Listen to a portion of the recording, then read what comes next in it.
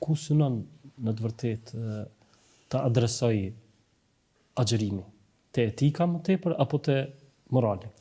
Nëse vendosim ta shikojmë cili është qëllimi final i agjerimit, atëherë vrejmë që Zoti në Kur'an po na thotë është bërë obligim, që ashtu që ka qenë obligim edhe për popujt tjerë, vetëm për një arsye, po të jenë të devotshëm.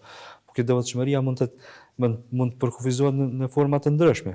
Mirpo ajo që është më e rëndësishme është që kjo devotshmëria a burron nga brenda apo ja kemi vesh vetes nga jashtë. Pra në një farë forme, njeriu gjatë veprimit të tina, a është origjinal apo nuk është? A aktëron apo nuk aktëron?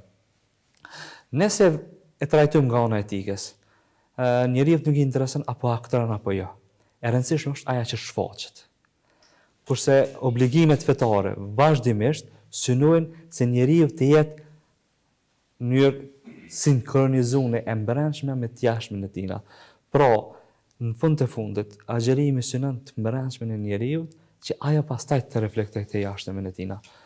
Pra, përfundimisht mund të themi që agjerimi synon moralin në atë formë se e përdorëm, se e konceptojmë ta në modernitet, e ju etikën.